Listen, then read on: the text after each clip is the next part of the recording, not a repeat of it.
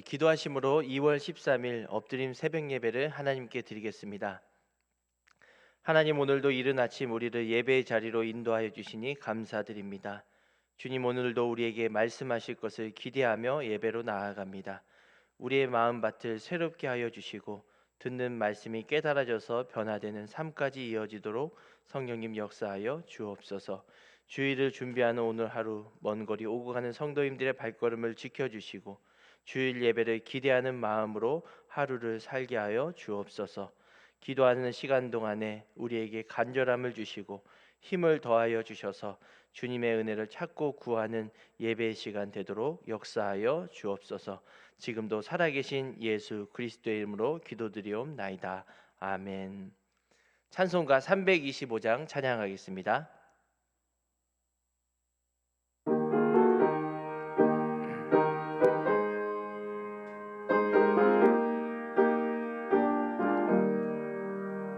예수가 함께 계시니 시험이 오나 겁없네. 기쁨의 근원 되시는 예수를 위해 삽시다. 날마다 주를 섬기며 언제나 주를 기리고 그 사랑 안에 살면서 딴 길로 가지 맙시다. 이 세상 사는 동안에 주 이름 전파하면서 무한한 복락 주시는 예수를 위해 삽시다. 날마다 주를 섬기며 언제나 주를 기리고 그 사랑 안에 살면서 딴 길로 가지 맙시다. 이 세상 친구 없어도 예수는 나의 친구니 불의한 이를 버리고 예수를 위해 삽시다. 날마다 주를 섬기며 언제나 주를 기리고 그 사랑 안에 살면서 딴 길로 가지 맙시다. 주께서 심판하실 때 잘했다 칭찬하리니 이러한 상급 받도록 예수를 위해 삽시다.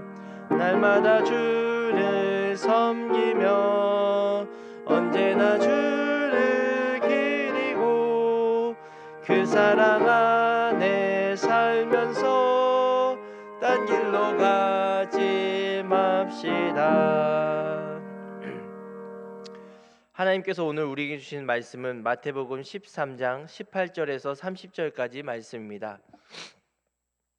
하나님의 말씀을 봉독해 드리겠습니다. 그런즉 씨 뿌리는 비유를 들으라. 아무나 천국 말씀을 듣고 깨닫지 못할 때는 악한 자가 와서 그 마음에 뿌려진 것을 빼앗나니 이는 곧 길가에 뿌려진 자요 돌밭에 뿌려졌다는 것은 말씀을 듣고 즉시 기쁨으로 받되 그 속에 뿌리가 없어 잠시 견디다가 말씀으로 말미암아 환난이나 박해가 일어날 때에는 곧 넘어지는 자요 가시떨기에 뿌려졌다는 것은 말씀을 들으나 세상의 염려와 재물의 유혹에 말씀이 막혀 결실하지 못하는 자요 좋은 땅에 뿌려졌다는 것은 말씀을 듣고 깨닫는 자니 결실하여 어떤 것은 100배 어떤 것은 60배 어떤 것은 30배가 되느니라 하시더라. 예수께서 그들 앞에 또 비유를 들어 이르시되 천국은 좋은 씨를 제 밭에 뿌린 사람과 같으니 사람들이 잘 때 그 원수가 와서 곡식 가운데 가라지를 덧뿌리고 갔더니 싹이 나고 결실할 때에 가라지도 보이거늘 집 주인의 종들이 와서 말하되 주여 밭에 좋은 씨를 뿌리지 아니하였나이까 그런데 가라지가 어디서 생겼나이까 주인이 이르되 원수가 이렇게 하였구나. 종들이 말하되 그러면 우리가 가서 이것을 뽑기를 원하시나이까 주인이 이르되 가만두라. 가라지를 뽑다가 곡식까지 뽑을까 염려하노라. 둘 다 추수 때까지 함께 자라게 두라. 추수 때에 내가 추수꾼들에게 말하기를 가라지는 먼저 거두어 불사르게 단으로 묶고 곡식은 모아 내 곡간에 넣으리라 하리라. 이 말씀은 살아계신 하나님의 말씀입니다. 아멘. 오늘도 예배의 자리로 나오신 성도님들께 주님의 은혜가 함께 하시길 바랍니다. 주님께서 새벽에 기도하는 우리와 함께 하시고 또 기도하는 우리에게 힘을 더하실 줄로 믿습니다. 오늘 본문 말씀은 어제 말씀드렸던 씨 뿌리는 비유에 대한 예수님께서 자세한 설명을 해주시고 계십니다. 그리고 알곡과 가라지에 대한 비유도 말씀하십니다. 어제 말씀드렸듯이 이 씨 뿌리는 비유는 1차적으로는 천국 복음이 이 땅에 이렇게 심겨졌다, 천국 복음이 선포되었다, 또 좋은 씨를 뿌려서 열매 맺기를 원하시는 그 농부이신 하나님에 대한 초점을 맞추게 됩니다. 그것이 이제 주된 내용의 핵심이고, 2차적인 내용은 이제 씨가 뿌려진 밭에 대한 그런 차이로 인하여서 열매가 이렇게 차이가 난다라는 것을 살펴볼 수가 있습니다. 그래서 제가 어제 말씀드렸듯이 새벽 예배로 쭉 강해 설교를 이어오기 때문에 이 예수님을 거부하고 무관심하였던, 또 그리고 예수님을 시험에 빠지도록 하였던 그런 바리새인들과 서기관들, 또 유대인들을 향해서 예수님께서는 이 씨 뿌리는 자의 비유를 통하여서 너희들의 마음밭이 이렇다라고 이렇게 책망하시는 것을 볼 수 있습니다. 그래서 이제 저희 어제도 말씀드렸듯이 이 밭에 대해서 좀 더 묵상하고 집중하고자 합니다. 제가 어제 설교 마지막 부분에 말씀드린 것이 있습니다. 이 설교 마지막 부분에 우리가 흔히 이 씨 뿌리는 자의 비유를 통해서 착각하고 오해할 수 있는 것 중 두 가지가 있는데, 그 중에 한 가지는 바로 이 네 가지 밭 중에 나는 언제나 좋은 밭이다, 나는 언제나 좋은 밭일 것이다 라는 그러한 착각과 오해 속에 살아간다라는 것이죠.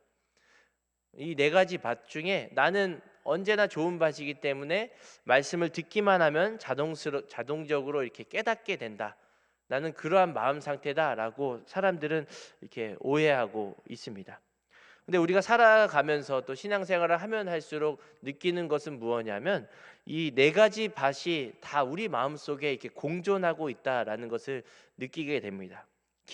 어떨 때는 이제 길가와 같이, 어쩔 때는 돌밭과 같이, 어쩔 때는 가시떨기 밭과 같은 마음 상태도 우리에게 있다라는 것을 볼 수 있다라는 것이죠. 그래서 예수님께서 이 밭의 비유를 하신 것은 이 예수님을 거부하는 유대인들, 바리새인, 서기관들을 향해서 이 밭에 대한 비유를 하셨지만, 우리가 이 밭에 씨 뿌리는 비유를 적용할 때, 내 자신에게 적용할 때는 나는 언제나 좋은 밭이다 라고 적용할 것이 아니라, 우리 안에도 하나님 이러한 연약한 것들이 있습니다 라고 하면서 솔직하게 또 진실하게 우리의 마음밭의 상태를 하나님께 아뢰어 가야 한다라고 말씀드렸습니다. 오늘 본문의 예수님의 해석도 마찬가지입니다. 오늘 본문의 예수님의 해석도 이 씨가 뿌려진 밭에 초점을 맞추고 그 밭의 상태에 따라서 영적인 상황을 설명해 주고 계십니다. 근데 여기서 중요한 것은 이미 예수님께서 전제하고 계신 전제가 무엇이냐면, 이미 이 밭에 씨를 뿌려졌다, 씨가 뿌려지고 이미 영적으로 말하면 사람들은 이미 씨를 받은 사람이다라는 것을 전제하고 있습니다. 그러니까 천국 복음을 이미 한 번 이상은 다 들어봤던 사람들을 향해서 이 비유를 하고 있는 것이죠. 아직 천국 복음을 한 번도 듣지 못한 사람들은 이미 씨가 뿌려지지 않는 상황입니다. 그 사람들을 대상으로 하는 것이 아니라 이미 천국 복음이 어느 정도 충분히 뿌려진 사람들, 그 사람들의 마음밭을 비교하고 있다라고 하는 것이죠. 그렇기 때문에 이 비유는 오늘날 교회 안에 있는 성도를 향하고 있는 것으로 우리가 적용해 볼 수가 있는 것입니다. 예수님의 복음을 완전히 거부한 사람, 또 복음을 한 번도 듣지 못한 사람을 향해서 이 비유를 하신 것이 아니라 한 번 이상 하나님의 말씀을 들어본 사람들, 교인들을 향해서 예수님이 이 말씀을 하고 있다는 것을 또 기억하면서 말씀을 들으셨으면 좋겠습니다. 우선 네 가지 밭에 대해서 한번 살펴보겠습니다. 첫 번째, 길가의 밭은 말씀은 듣기는 듣되 깨닫지 못하고 또 사탄의 각종 유혹과 미혹과 실족으로 그 말씀을 이렇게 빼앗아 버리도록, 빼앗아 가도록 그냥 방치하는 상태의 밭을 말합니다. 그냥 말씀은 그냥 들려지는 거죠. 내가 들으려고 노력하기보다는 그냥 와서 말씀이 들려져서 그냥 그걸 듣고 가서 주중에 그냥 생활하는 거. 그러니까 그 마음밭을 내가 품거나 하려는 그런 의지나 결단이 없는 상태를 말하고 있는 것이죠. 또 두 번째, 흙이 얕은 돌밭은 그보다는 더 낫습니다. 말씀을 받고 반응도 합니다. 기쁘게 말씀을 받기도 합니다. 그런데 싹도 자라죠. 싹도 자라나 평소에는 잘 모릅니다. 싹이 어느 정도 자라서 이제 말씀을 잘 받아서 열매를 맺거니라고 했는데, 환난과 박해가 일어나면 이내 불평을 하고 넘어지고 실족하고 예수님을 등진다라는 것을 이렇게 비유적으로 표현하고 있습니다. 그러니까 싹이 어느 정도 잘 나오고 말씀에 반응도 하고 기쁘게 그 말씀에 받아갔던 것은 똑같으나, 환난과 박해가 딱 그러한 조건이 등장하니까 이내 예수님을 부인하거나 떠나거나 실족하여 넘어진다라는 것을 말씀하고 있습니다.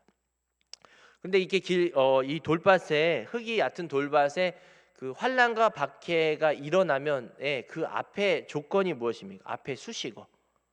그것은 무엇이냐고 하면 말씀으로 말미암은 환난이나 박해가 일어나면이라고 표현합니다. 말씀으로 말미암은. 세번역 선교가 공동 번역을 보면 이 말씀 때문에 일어난 환난과 박해입니다. 그러니까 평소에는 말씀을 통해서 내가 어떤 은혜와 축복을 받으면 예수님을 잘 믿고 이렇게 순종하고 따라가는 것이죠. 근데 말씀 때문에 내 삶에 어떤 환난이나 박해, 손해, 또 이해관계에 엮이다 보면 그 말씀을 버리고 예수님을 등지고 불평하고 넘어진다라고 하는 것입니다. 평소에는 잘 지내고 나에게 좋은 말씀, 유익한 말씀, 또 말씀을 따르면서 인하여서 내게 있는 어떤 축복이나 은혜, 그러한 것을 있을 때는 싹이 잘 나는 것 같으나, 말씀 때문에 어떤 환난과 박해를 내가 받다 보면 어김없이 나는 예수님을 버리거나 말씀을 등진다라고 하는 것입니다. 우리의 모습도 이러할 때가 있지는 않나라고 생각해 볼 수 있습니다. 말씀과 이해관계가 잘 맞아 들어가면 말씀을 잘 붙잡고 가지만, 이해관계에 있어서 나에게 조금이라도 손해가 끼치거나 나에게 어떤 희생을 요구하거나 한다 보면 그냥 언제든지 나는 나의 이익을 쫓아 살아가는 그런 사람들도 있다라는 것이죠. 세 번째는 가시떨기 밭입니다. 이 밭은 말씀을 잘 듣습니다. 그런데 세상의 염려와 재물의 유혹의 그러한 가시떨기가 말씀을 충분히 공급받지 못하도록 방해한다라고 말하고 있습니다. 말씀의 선포나 말씀을 받고자 하는 마음도 있지만, 한편으로는 이 세상의 염려와 재물의 유혹이 그것과 동시에 자라서 하나님이 주시는 말씀의 양분을 충분히 흡수하지 못하는 거죠. 빨아들이지 못하는 거죠. 세상의 염려는 세상살이에 대한 염려, 재물에 대한 유혹, 또 오늘날로 말하면 이 세속적인 가치관, 물질주의라는 것을 상징할 수가 있는 것이죠. 그러한 것이 내 신앙의 그런 줄기를 꽉 틀어막고 또 이렇게 감싸고 있기 때문에 말씀의 충분한 영양분을 공급받지 못하게 방해한다는 것입니다. 그래서 우리 주님께서도 누가복음 21장 34절에 이렇게 경고하고 있습니다. 너희는 스스로 조심해서 방탕과 술 취함과 세상살이의 걱정으로 너희 마음이 짓눌리지 않게 하라 라고 합니다. 세상살이로 인한 걱정으로 너희 마음이 짓눌리지 않게 하라.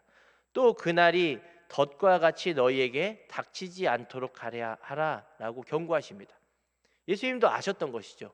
너희가 충분히 은혜를 받았지만 세상살이에 대한 걱정이 너희 마음을 짓누르게 할 수 있으니 그것이 덫이 되지 않도록 조심하여야 한다라고 말씀하고 경고하시고 있었다는 것입니다. 우리가 예수님의 이러한 세 가지 밭을 통해 봤을 때에는 우리가 말씀을 그냥 듣는 것과 그것이 깨달아져서 나에게 열매를 맺는 것과는 확연한 차이가 있다라는 것을 알 수가 있습니다. 이 네 가지 밭은 지금 말씀을 다 듣고 있습니다. 씨가 뿌려졌다라는 것은 말씀을 한 번 이상 들었다라는 것이죠. 네 가지 밭 상태에는 다 모든 사람들이 말씀을 한 번 이상, 천국 복음을 한 번 이상 다 들었던 것이죠. 들렸던 것이고, 그런데 깨닫는다는 것은 또 다른 문제입니다. 말씀을 듣는 것과 깨닫는 것은 같은 것이 아니라 다른 것이다. 듣기는 들었어도 깨닫지 못한다라는 것을 이 밭을 통해서 우리가 알 수 있습니다. 말씀을 기쁨으로 받았던 그러한 밭, 돌밭과 같은 그런 마음 상태, 기쁨으로 받았습니다. 그런데 그것이 자동적으로 싹이 나고 열매가 나고 깨달음으로 이루어지지 않는 것을 우리가 이 밭의 비유를 통해서 볼 수 있습니다. 이것은 오늘날로 말하면 우리가 흔히 예배를 드리고 어떤 예배를 통해서 말씀을 통해서 우리의 감정에 어떤 요동이나 영향을 준다고 우리가 느껴서 은혜 받았습니다라는 말을 흔히 하곤 합니다. 근데 은혜 받았다라는 것이 정말로 그 말씀을 듣는 데서 넘어서 깨닫는 데까지 이어지는 것은 또 다른 문제라는 것이죠. 말씀을 듣고 내가 기쁨으로 받을 수 있습니다. 참 재밌다. 그리고 나에게 감동이 된다라고 할 수는 있지만 깨닫고 열매를 맺고 의지적으로 내가 그것을 살아가고자 하는 것은 또 2차적인 문제라는 것이죠. 그렇기 때문에 우리는 말씀에 은혜 받았다라는 것에만 머물러서는 안 되고 은혜를 받았으면 그 받은 은혜를 기억하면서 상고하면서 우리가 그대로 순종할 수 있도록 기도함으로 나아가야 한다는 것입니다. 감정에는 영향을 미쳤지만 의지에는 전혀 영향을 미치지 않는 그러한 상태일 수도 있다라는 경고를 하나님 예수님께서는 하시고 계십니다.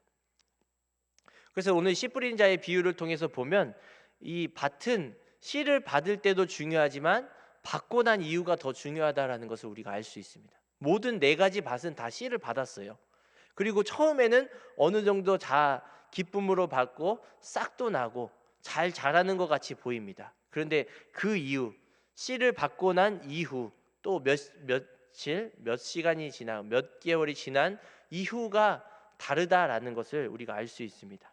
씨를 받을 때는 누구나 비슷하지만 그 받고 난 이후의 삶을 중요하다라는 것이죠.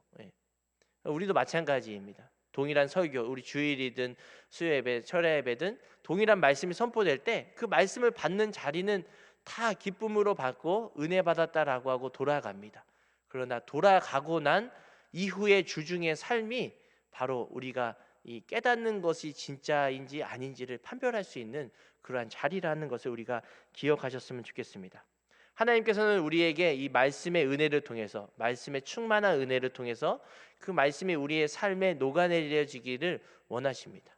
그래서 주중에서도 끊임없이 나에게 올라오는 이기적인 자아, 또 내가 주인이 되어서 하고 싶은 그러한 욕구, 그러한 것을 순종함으로 기도함으로 하나님께 맡기고 나아가기를 원하시는 거죠. 그럴 때 이 말씀의 충분한 그 은혜가 충분히 내 삶에 이렇게 흡수할 수 있는 것입니다. 그런데 돌밭과 같이 또 길가에 떨어진 밭, 또 그리고 가시떨기 밭과 같이 사탄은 끊임없이 우리를 말씀을 충분히 흡수하지 못하도록 방해합니다. 말씀을 무력화시키는 것이 사단의 전략입니다. 말씀을 너희가 듣긴 들어라. 얼마든지 와라. 그러나 그 말씀이 흡수되는 것은 나는 끝까지 방해하겠다라고 할 수도 있는 것입니다. 말씀을 아예 듣지 못하게 차단하는 것도 사탄의 전략이지만 듣는 데까지는 허락하지만 그 말씀을 100% 흡수할 수 없게 오늘 가시떨기와 같이 또 돌밭과 같이 우리 삶에서 말씀을 무력화하게 하는 그 사탄의 유혹과 방해를 기도함으로 또 주님의 긍휼을 구함으로 이겨내시는 모든 성도님들 되시기 바랍니다. 이렇게 한 사람이 또 몇몇 성도가 이 말씀의 충분한 은혜를 받으면 그가 속한 공동체가 달라지는 것을 볼 수 있습니다. 그 말씀의 능력인 거죠. 말씀은.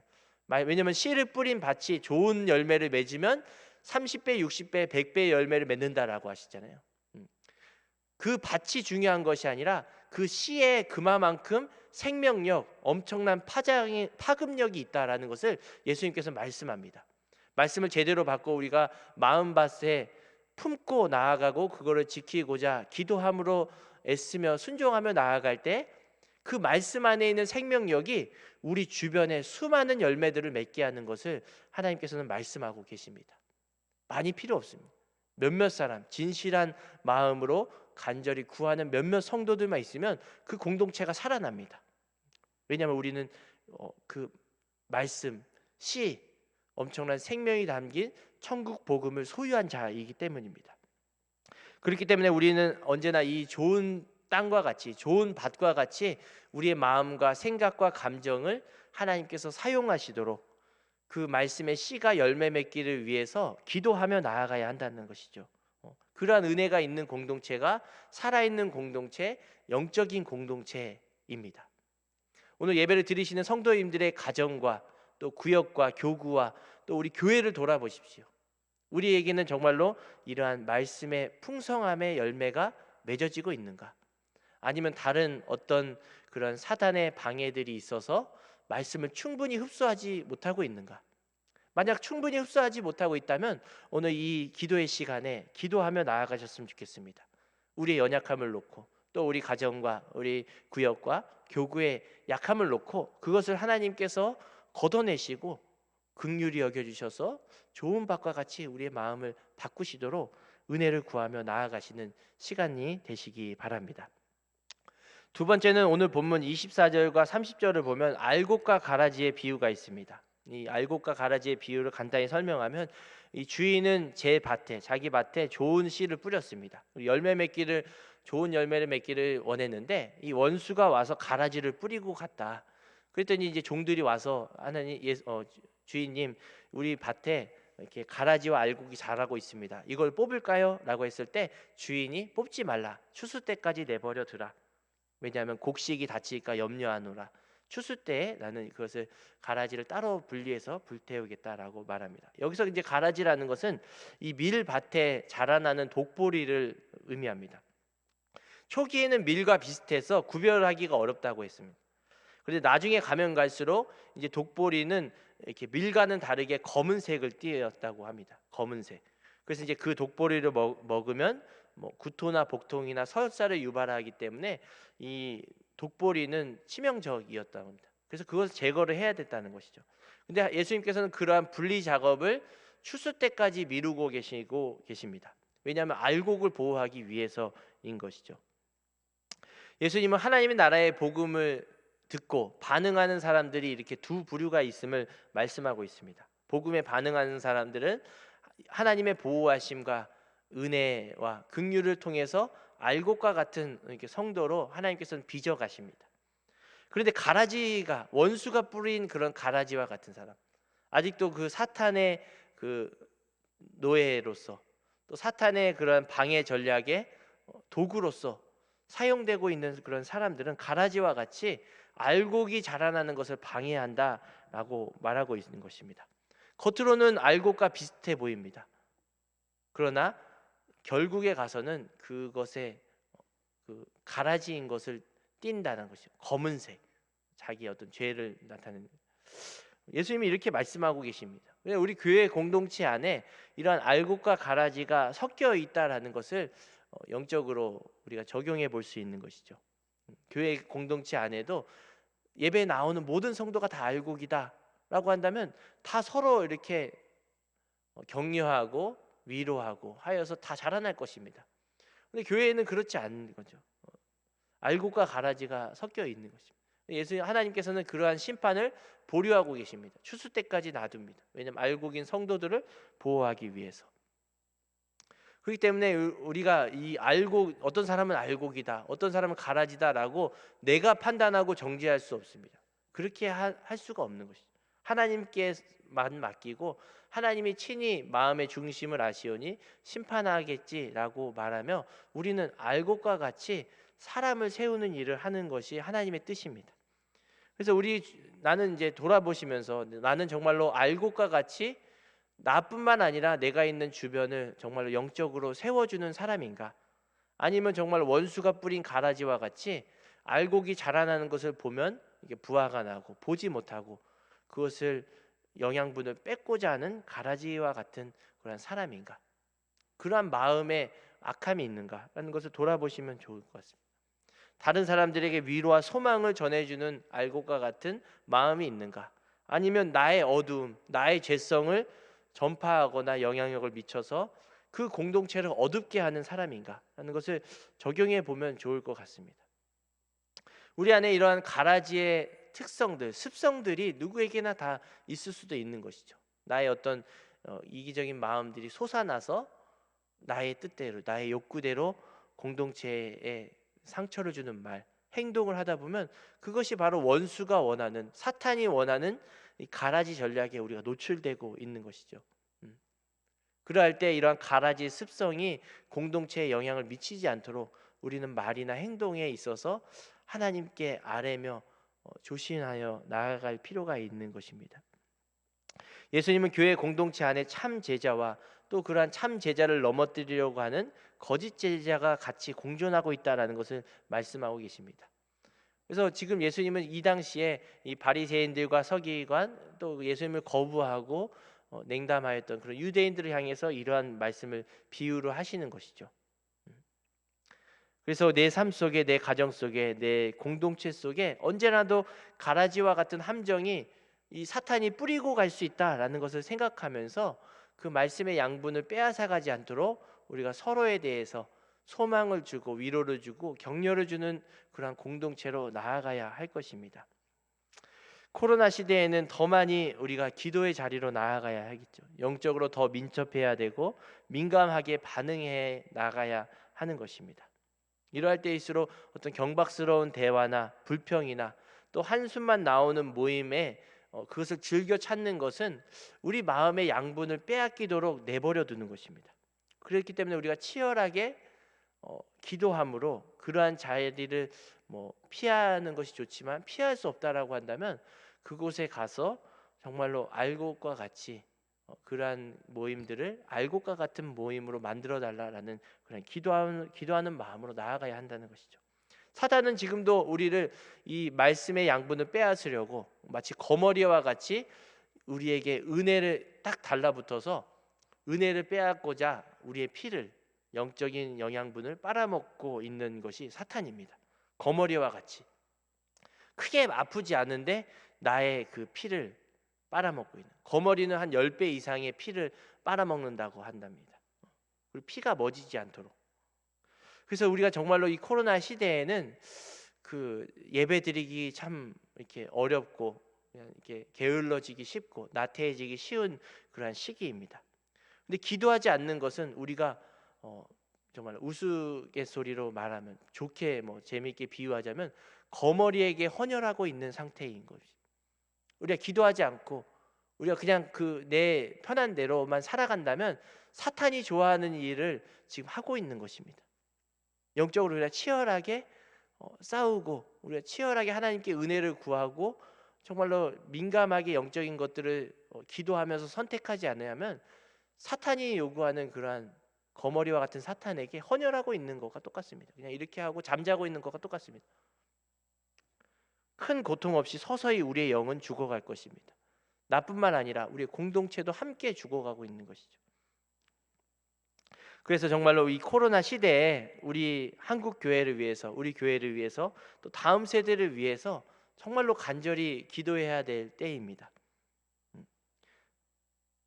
이 코로나 이전으로 다시 돌아갈 수 있을까라고 전문가들이 생각할 때는 물음표를 찍거나 불가능하다라고 말하고 있습니다. 그러나 우리는 기도를 쉬지 않고 하나님께서 어떻게 세운 한국교회인데 정말 얼마나 많은 그 피와 눈물로 세운 한국교회인데 이 코로나 때문에 무너질 수 없습니다. 주님, 우리 나라, 우리 한국교회, 우리 안산제일교회를 긍휼히 여겨주셔서 세워달라라고 기도하며 나아가야 하는 것입니다.